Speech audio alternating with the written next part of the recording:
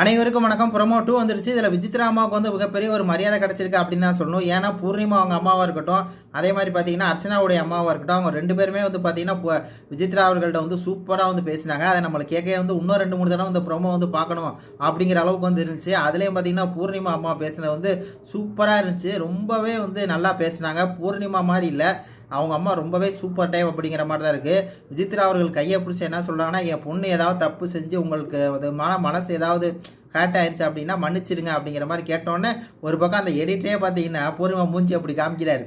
அந்த அளவுக்கு அவங்க அம்மா வந்து ஒரு நேர்மையாக இருக்காங்க அப்படிங்கிற மாதிரி தான் எனக்கு வந்து ஃபீல் ஆகுது. பூர்ணிமா கேரக்டர் விட்டுருங்க, அது வந்து ஒரு ஒஸ்ட் பிஹேவியர். ஆனால் அவங்க அம்மா வந்து நல்லா ஓரளவுக்கு வந்து சூப்பராக இருக்காங்க அப்படிங்கிற மாதிரி இருக்குது. அதே மாதிரி பார்த்தீங்கன்னா அர்ச்சனாவோட அம்மா என்ன சொல்கிறாங்களா, இவங்களுக்கு மத்தியில் நீங்கள் எப்படி தான் இருக்கீங்களோ அப்படிங்கிற மாதிரி மாட்டிக்கிட்டு முழிக்கிறீங்க அப்படிங்கிற மாதிரி பார்த்தீங்கன்னா அவங்களும் சூப்பராக வந்து பேசினாங்க. அதுக்கு வந்து விசித்ராவே சிரிச்சிட்டாங்க. ஏன்னா அப்படி தான் இருக்குது.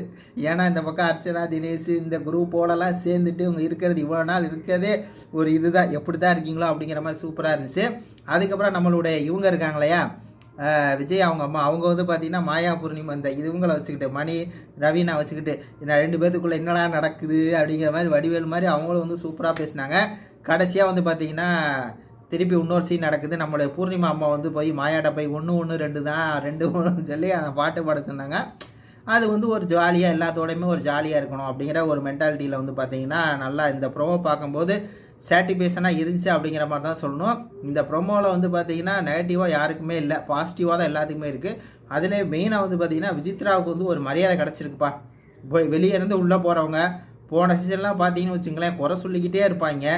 அது மாதிரி அந்த சீசன் இருந்துச்சு. இந்த சீசனில் பார்த்தீங்கன்னா அந்த அளவுக்கு சொல்லணும். ஆனால் வந்து பூர்ணிமா அவங்க அம்மா வந்து பார்த்தீங்கன்னா ஃபஸ்ட்டு ஒரு விஷயத்தை வந்து பண்ணிட்டாங்க. அது வந்து பார்த்தா நம்மளுக்கு சாட்டிஸ்ஃபேக்ஷனாக இருந்துச்சு.